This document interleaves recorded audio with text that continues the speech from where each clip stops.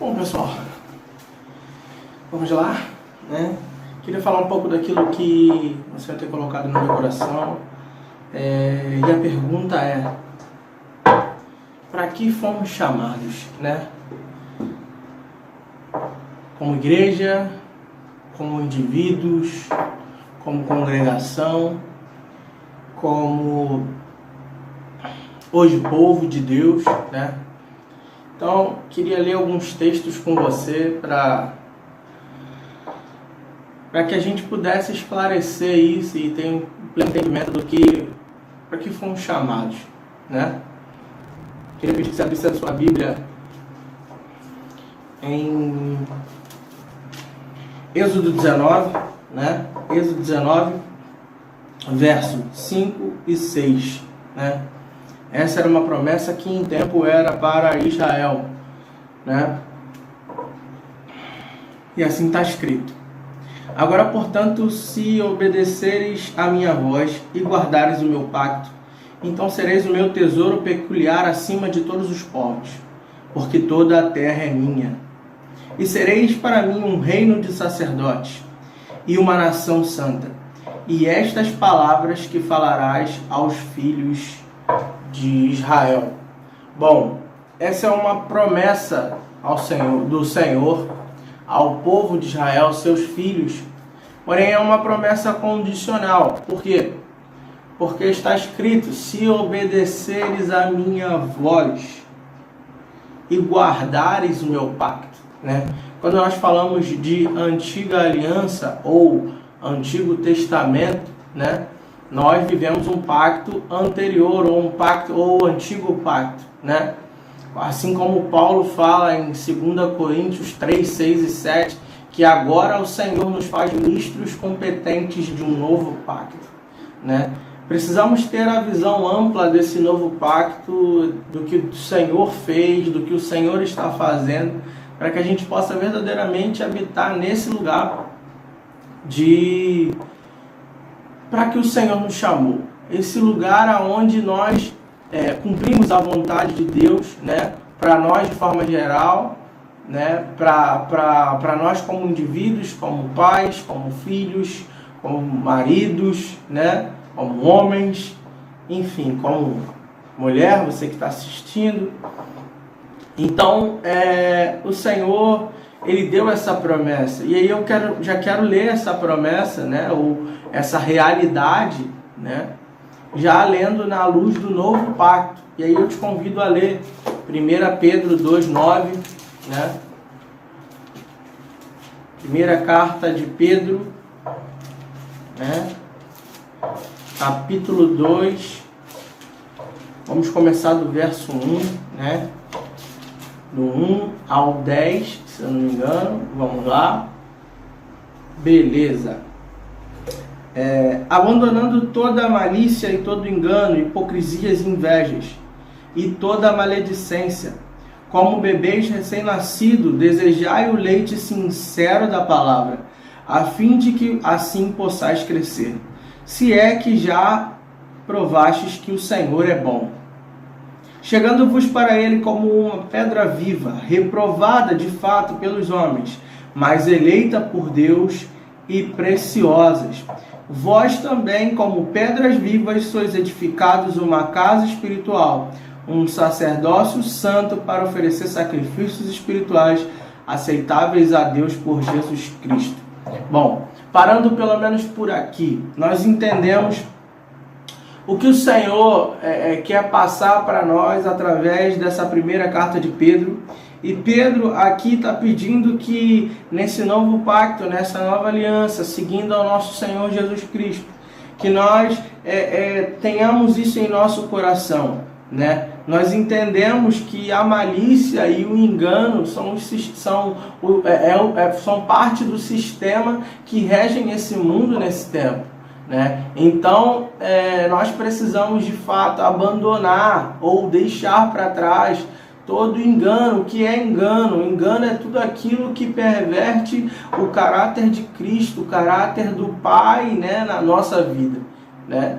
Então, Pedro aconselha, né, que nós deixamos para trás todas as hipocrisias, invejas, maledicências, tudo aquilo que é obra da carne, mas que a gente busque com um afinco, que a gente busque com um desejo muito forte o leite sincero da palavra. Nós precisamos cada vez mais ansiar por ter o leite sincero de Cristo, né? Que são as suas escrituras com a revelação do seu Espírito, né? Deus tem essas formas de falar conosco, pela sua escritura e pelo seu Espírito, o seu Espírito nos fazendo ir além em oração, o seu Espírito fazendo-nos ir além em visões, em revelação.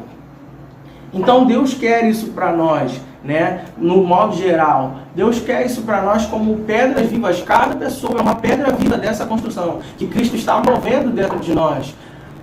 E aí você me pergunta, Ricardo, por que você começou por aí e não começou lá pelo verso 9? Porque existe uma construção de coisas para Pedro dizer que nós somos sacerdócio real e nação santa e povo de propriedade exclusiva, ou povo de tesouro peculiar, como dizem no Êxodo.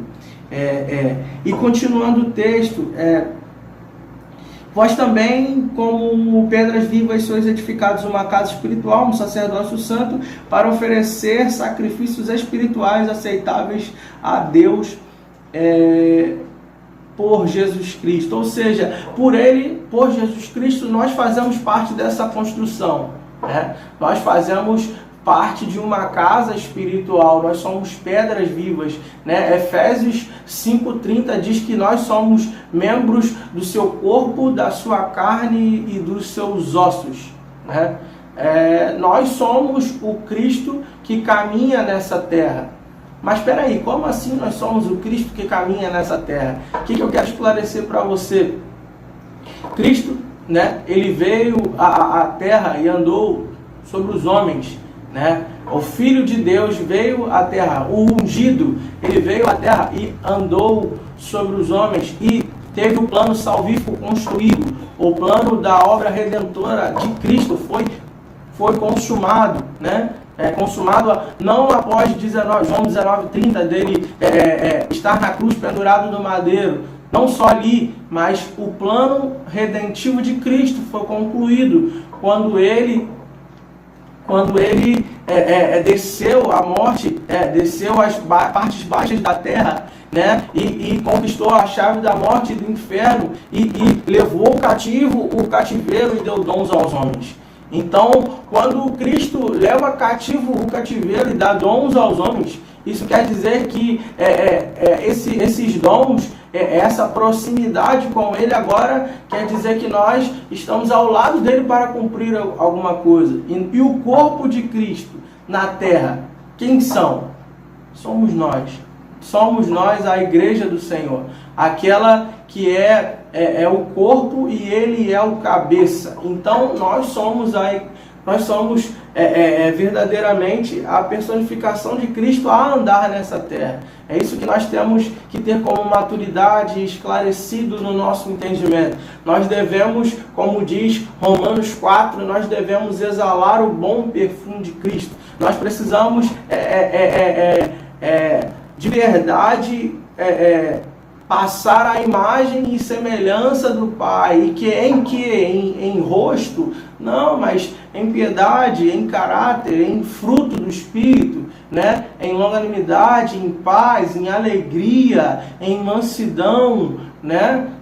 Tudo isso que nós devemos ter e devemos passar aos nossos irmãos. Verdadeiramente, nós devemos ser boca de Deus nessa terra. Nós devemos ser aqueles a qual o Senhor quer falar com essa geração. Nós temos esse papel. Nós temos o papel de sermos comissionados para o Senhor para o ministério da reconciliação, que diz em 2 Coríntios 5,18, né? Mas, continuando esse texto de 1 Pedro, eu queria ler aqui com você a partir do verso 6 agora, né? Porquanto também a Escritura contém: eis que ponho em Sião a pedra angular, eleita e preciosa, e aquele que nela crer não será confundido.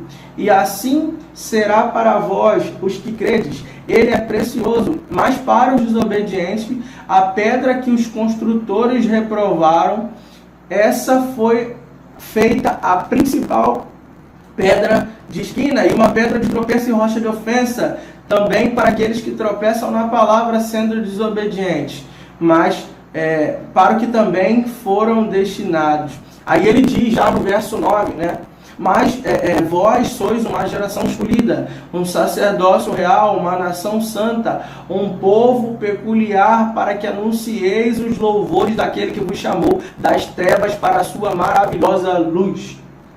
Nós somos esse povo, um sacerdócio real, uma nação santa, um povo de propriedade peculiar ao Senhor. Então, o Senhor nos comprou a preço de sangue. Nós somos o seu povo. Para quê? Para anunciar os louvores daquele que vos tirou das trevas para a sua maravilhosa luz. Nós sabemos o texto que diz que nós fomos transportados do reino das trevas para a sua maravilhosa luz. Hoje nós podemos habitar em verdade, em iluminação de entendimento e em justiça. E eu continuo lendo o texto no verso 10, que diz assim: vós que em tempo passado não erais povo, mas agora sois povo de Deus, que não tinhas alcançado misericórdia, mas agora alcançastes misericórdia. A palavra diz em Deuteronômio 25 que ele levantaria um povo que não era povo para que pudesse fazer ciúmes em Israel. Não, eu não quero falar de escatologia, eu só quero focar aqui no lance do que nós fomos chamados. Nós fomos chamados exatamente para isso. Nós fomos chamados para anunciar os louvores daquele que nos chamou das trevas para a maravilhosa luz. Então, nós fomos chamados como alguém que não era povo, mas alguém que agora é povo, e povo de Deus, para anunciar as maravilhas do Senhor, para anunciar aquilo que o Senhor tem colocado no nosso coração, na sua palavra a respeito de nós. Eu tenho comigo que nós temos que ter uma percepção profética, assim como Daniel teve no seu tempo, né? Daniel, lendo aquilo que ele tinha de escritura e orando ao Senhor, ele tem a compreensão de qual é o tempo específico da escritura que ele está e qual é o tempo específico dele se movimentar. Ele entende os tempos, entende a sua forma de movimentação segundo o Senhor. Nós devemos nos movimentar verdadeiramente dessa forma. Quando nós falamos de uma plataforma apostólica e profética, que é o que nós fomos chamados, né? Nós devemos ter a compreensão de que profeticamente devemos nos mover, devemos andar, né? Nós devemos a cada vez mais pensar que nós somos luz e Ele é luz e nós somos luz por causa dele. Nós devemos andar na luz. Quando se fala de luz, está se falando de revelação, está se falando do próprio Cristo, está se falando de entendimento, está se falando de profecia. Nós não devemos desprezar as profecias. Nós devemos ter uma clareza total daquilo que nós carregamos, daquilo que Cristo tem a nosso respeito. Essa é a palavra profética de Deus para as nossas vidas. Nós devemos nos mover com uma base nela. E a profecia é algo alertando a respeito de nós, mas que tem base na palavra profética. Então, é para isso que nós fomos chamados, a andar segundo aquilo que Ele está falando a respeito de nós. Nós fomos chamados para ter uma identidade. O que eu chamo de identidade é chamado mais vocação. O que é chamado? Nós somos chamados, como diz aqui no geral, para anunciarmos os louvores daquele que nos chamou das trevas para a maravilhosa luz. E o que é vocação? Vocação é aquilo que o Senhor te deu especificamente. Você tem uma vocação. Você tem algo que o Senhor te deu, uma graça, seja para ministrar, seja para apacentar, seja para ensinar, seja para gerar destino profético numa pessoa, ou seja, para apontar um caminho. Você pode ser também um daqueles que servem à mesa. Você pode ser também um daqueles que coordenam uma cidade. Então, Deus tem algo poderoso para a sua vida. Deus tem algo poderoso a liberar sobre nós, né? E aí eu queria continuar o texto, porque Pedro ele continua dando instrução para aquilo que nós devemos continuar, né?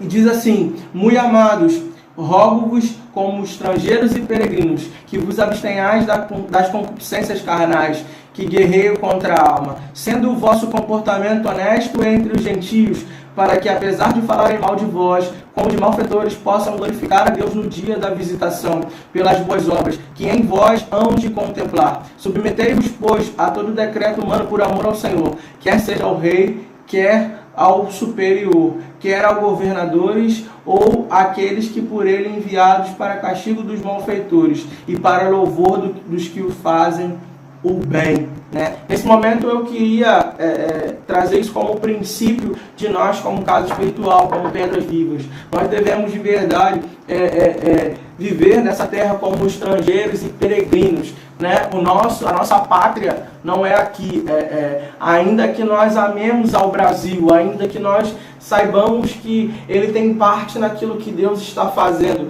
mas a nossa pátria não é terrena, a nossa pátria ela não é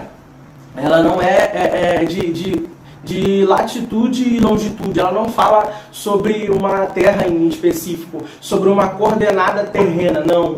A nossa pátria ela é celestial, por isso nós devemos buscar tudo aquilo que é de cima, tudo aquilo que é de boa fama, tudo aquilo que vem do Senhor. A nossa legislação ela não é terrena, a nossa legislação ela é celestial, só que em algum ponto ela se encontra com a legislação terrena, porque o Senhor nos pede que nós possamos nos submeter, né, à autoridade humana. A Bíblia diz em 2 Timóteo que toda a autoridade humana ela é constituída por Deus, né? Então Pedro dá essa orientação para que a gente possa se submeter, né, aos governadores, aqueles que são nossos superiores, para se submeter a todo decreto humano, né? Nós entendemos como a forma de Jesus em Filipenses 2 que ele veio e humilhou-se a si mesmo, ele se esvaziou da sua glória, ele se humilhou a si mesmo até a morte de cruz, né? Para trazer algo celestial e não terreno para nós. Então, o Senhor tem algo a anunciar ao nosso coração. Ele quer que nós vivamos assim como Ele viveu. Ele é o modelo de todas as coisas. Cristo é o modelo de todas as coisas. Então, nós não devemos andar nessa onda de querer mais do que tudo dominar a terra, mas nós devemos servi-la, né? Assim orienta o nosso Cristo, dizendo: aquele que quer ser servido, sirva. Então o Senhor tem uma mensagem especial ao nosso coração, né, explicando por que nós fomos chamados e a forma como nós devemos nos mover, né? E existe uma coisa a mais nisso tudo, né? Não é simplesmente porque nós temos um chamado, uma vocação, não é simplesmente porque nós devemos exalar o nome de Cristo a toda e qualquer maneira, não é só como, mas por que você faz isso, né? Você faz isso, eu faço isso, porque nós temos a nossa vida centrada no Salvador, nós temos compreensão do plano salvífico de Cristo em nossas vidas, nós compreendemos que Ele é o nosso Redentor, nós o amamos, nós queremos estar perto dele, nós temos uma esperança de, no tempo futuro, nós estarmos perto dele. Assim como Davi disse, eu creio assim na nossa recompensa, né? O Senhor é o meu galardão, o Senhor é a minha herança, é a nossa herança, é o nosso galardão. Então essa é a forma de nós nos movimentarmos, de nós expressarmos o nosso amor, de nós exalarmos o bom perfume de Cristo, não a qualquer maneira, não a qualquer forma, mas sim com piedade, com mansidão, com o fruto do Espírito dentro de nós, sabe? Se movendo como Ele pela terra, né? Tendo bastante entendimento, né? E aí eu queria ler com você Romanos 8, né? Falando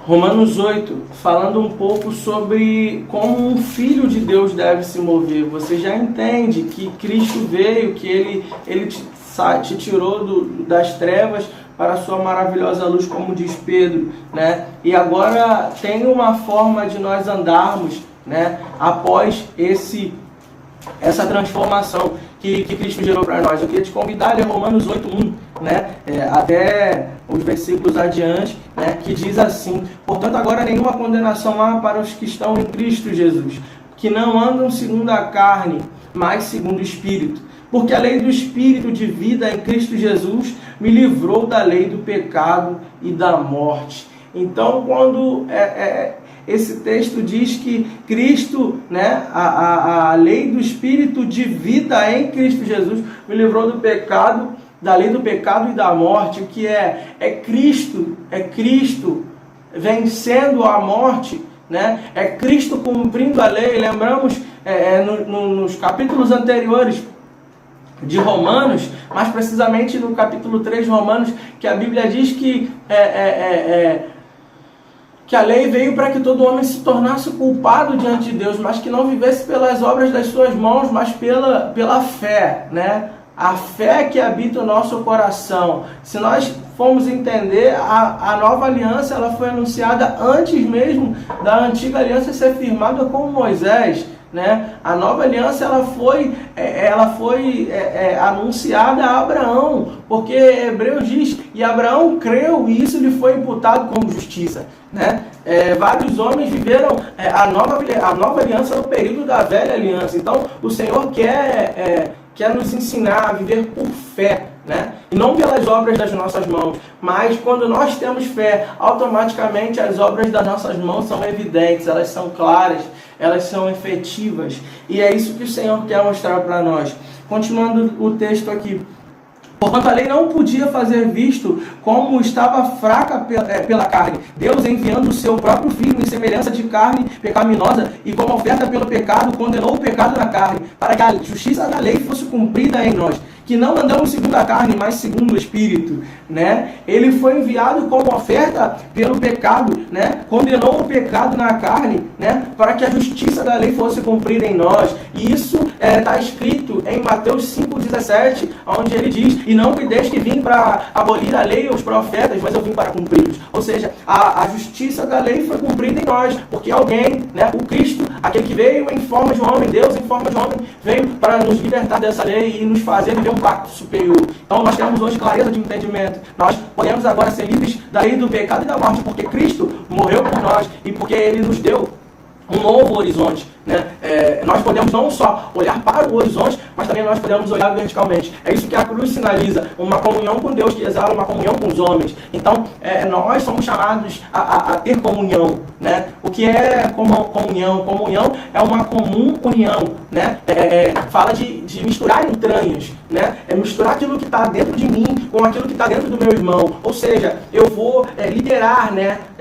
Paulo fala que nós devemos nos reunir para trazer edificação às outras pessoas. Então, a edificação, ela não vem de mim mesmo, mas de Cristo, que é o verdadeiro depósito que está na minha vida. Então, eu devo exalar esse depósito, eu devo colocar esse depósito na vida de uma outra pessoa, eu devo edificá-la, eu devo trazer palavras de vida, palavras de clareza, de entendimento do Senhor para a vida das pessoas. E assim também devo receber. E assim deve ser com Deus também. A minha comunhão com Deus envolve eu estar querendo a todo tempo misturar as minhas entranhas com as entranhas do Pai, através de Jesus Cristo.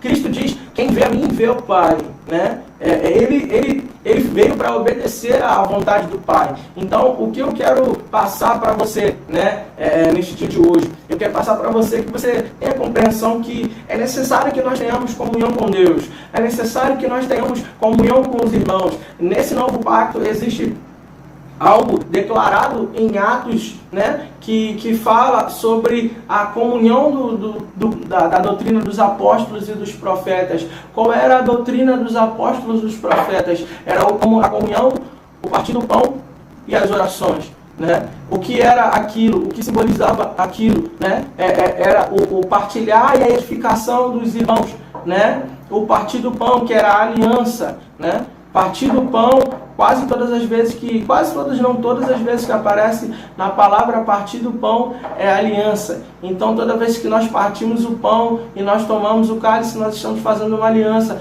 não só com o Senhor, mas também com os nossos irmãos, né? Nós fazemos isso como um memorial para que nós façamos isso anunciando a volta do Senhor até que Ele venha. Então nós estamos fazendo uma aliança, né? E as orações. As orações por quê? Porque fala de devoção a Deus, fala de unidade, né, de entendimento, fala de unidade de fé, como Paulo fala em Efésios 4:1. Ele diz o seguinte, ele disserta no texto, de certa forma, ele diz: rogo-vos, pois, meus irmãos, que vos porteis da maneira digna da vocação em que fostes chamados, né? Então cada um tem o seu papel, né? E no coletivo você também tem o seu papel, né? Você deve se portar da maneira da vocação que você foi chamado. Você foi chamado para congregar, você foi chamado para anunciar os louvores daquele que te chamou das trevas para a maravilhosa luz. Você foi chamado para ser guiado pelo Espírito, né? Nós temos a compreensão, né, do texto de João 1:12, que diz que a todos aqueles quantos creram, receberam o poder de serem chamados filhos de Deus, né? Nós fomos chamados para sermos os filhos de Deus. Para quê? Para que a gente tenha a salvação, não somente isso. A salvação é o meio que o Senhor encontrou para nos trazer de volta para a filiação, para nos trazer para perto dele. Então nós fomos chamados para sermos filhos de Deus. Nós temos o poder, se cremos nele, de sermos feitos filhos de Deus, né? E aí, naquela tradução de João 1:12, de filhos de Deus, está traduzidos como teknon, né? É o que eu chamo de filhos teknon, filhos ainda recém-nascidos ou filhos imaturos, né? Só que nós precisamos entender uma coisa.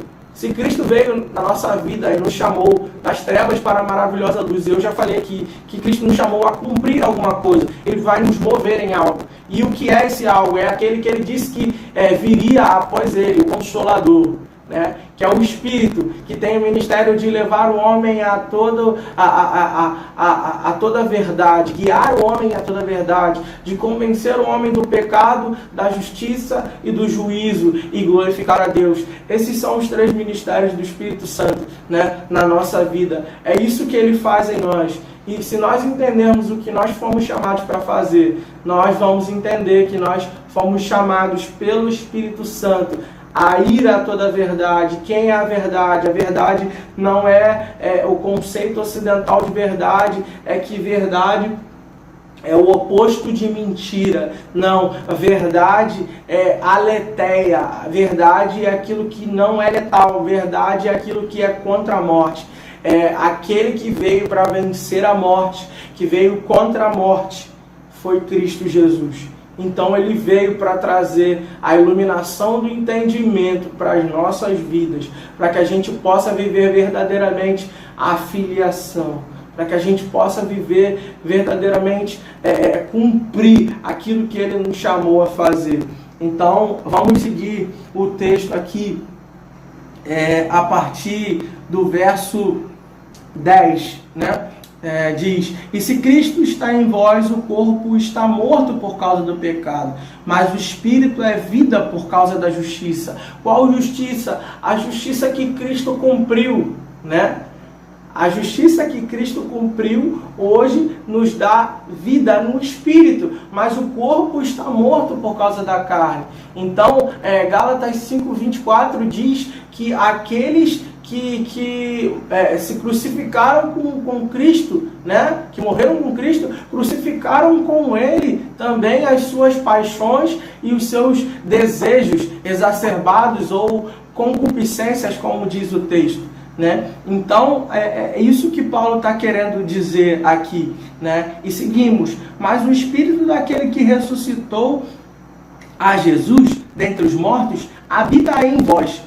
Aquele que ressuscitou a Cristo dentre os mortos também vivificará os vossos corpos mortais pelo seu Espírito que habita em vós. Então é isso que Cristo, que o Pai está fazendo, já fez nas nossas vidas, né? Que Ele vem para vivificar o nosso corpo mortal, não para trazer a existência de novo, trazer a vida de novo à matéria, mas para trazer vida no Espírito, de algo que foi quebrado em Adão, né? Então, Seguimos, verso 12. Portanto, irmãos, nós somos devedores não à carne para vivermos segundo a carne, porque se viverdes segundo a carne, morrereis. Mas se através do Espírito modificardes as obras do corpo, vivereis. Porque todos os que são guiados pelo Espírito de Deus, esses são chamados filhos de Deus. Então esse texto aqui é o que eu quero frisar. Nós já falamos sobre nós termos vida no Espírito, né? O Senhor vivificou esse nosso corpo mortal, né? E o Senhor nos trouxe vida no Espírito, e esse Espírito, né, é quem guia a nossa vida. A Bíblia está disserta nesse texto que todos aqueles que são guiados pelo Espírito de Deus, esses verdadeiramente são chamados filhos de Deus. Então, existe um pré-requisito para nós sermos chamados filhos de Deus. É o que? Sermos guiados pelo Espírito. E esse filhos, né, na tradução original, que quer dizer ruios, ou seja, filhos maduros, né? Os filhos maduros do Senhor, eles são guiados pelo Espírito. Então eu vou voltar lá atrás para a gente recapitular, né? Nós fomos chamados das trevas para maravilhosa luz. E como diz João 12, todos aqueles que creram, né, em Cristo, esses tiveram o poder, né, de serem feitos filhos de Deus, né? Feitos filhos de Deus. Filhos de Deus, até que não imaturos, ou filhos ainda recém-nascidos, né? E prosseguindo, né? Nós somos chamados a entender que nós somos guiados pelo Espírito. E se nós formos guiados pelo Espírito, nós seremos chamados filhos maduros, filhos que expressam a vontade do Pai, filhos que cumprem a vontade do Pai na sua medida. Então, é para isso que nós fomos chamados, né? Fomos chamados para exalar a identidade, né, que o Senhor colocou nas nossas vidas. Lembrando, identidade é chamado, mas vocação, né? Você pode ser um vocacionado a ser um apóstolo, um profeta, um mestre, um pastor, um evangelista, um diácono, um presbítero, né? Presbítero em último dos casos, porque geralmente presbítero é um ancião, um cara experimentado de dias. Geralmente ele tem uma outra vocação e acaba sendo como presbítero em uma cidade ou um estado ou até mesmo uma nação. Deus o levanta como membro de um presbitério, né? A liderança de um presbitério. Então, o Senhor tem algo para fazer na nossa vida, né? A exalar um chamado sobre nós. Entenda, eu vim aqui hoje para dizer para você exatamente isso. Você foi chamado para ser um filho de Deus. Você foi chamado para ser guiado pelo Espírito. Você mesmo, você que me ouve, você foi chamado para ser um filho de Deus e ser guiado pelo Espírito. Um filho maduro, que cumpre a vontade do seu Pai, né? O filho, ele veio à terra não só para cumprir a vontade do Pai. E assim nós somos chamados. Somos chamados a cumprir a vontade do nosso Pai, a cumprir o depósito que Ele colocou dentro de nós, seja na forma da vocação que for. Ele nos chamou para cumprir algo. Ele nos chamou para exalar o seu caráter, para que o fruto do Espírito seja propagado nessa terra. Então tenha no seu coração isso. Tenha no seu coração que o Senhor nos chamou para que nós possamos exalar o melhor dele nessa terra. Certo? Então, eu queria te agradecer, né? E queria orar com você agora nesse momento. Pai, nós te louvamos, Senhor, que estás nos céus, glorificado seja o teu nome. Venha o teu reino, né, nessa terra, Senhor. Que o Senhor faça-nos como bons mensageiros do teu reino, aqueles que levam a sua palavra, né? Que nós possamos, pelo Espírito Santo, guiar outros irmãos à verdade, né? Para que eles tenham iluminação de entendimento, para que o Senhor venha esclarecer dentro de nós essa palavra. Senhor, nós te agradecemos por tudo, nós te honramos por tudo, Senhor. Nós temos devoção a Ti. O que nós mais queremos é estarmos centrados na Sua presença, glorificando o Teu nome em tudo que fizermos. É isso que nós desejamos, Pai. Em nome de Jesus, nós te agradecemos, Senhor, por este ensino, que eu tenho certeza que não vem de mim, mas vem do Senhor, do Espírito do Senhor que está sobre mim. E que nós possamos ter clareza naquilo que o Senhor quer para nós nesses dias. Que nós não venhamos nos afetar com as crises, com os problemas, mas o que vem a ser afetado é tudo aquilo que era abalável, para que para aquilo que é inabalável dentro de nós permaneça o Teu reino. A Tua palavra diz, Senhor, que não podemos dizer que o reino está aqui ou está ali, mas o reino está dentro ou entre nós. Então que nós possamos exalar e propagar essa mensagem do Teu reino, trazendo vida aos outros irmãos, trazendo paz, trazendo alegria no Espírito Santo e justiça do Senhor para com as nossas vidas. Nós te agradecemos, Pai, e te louvamos em nome de Jesus. Amém.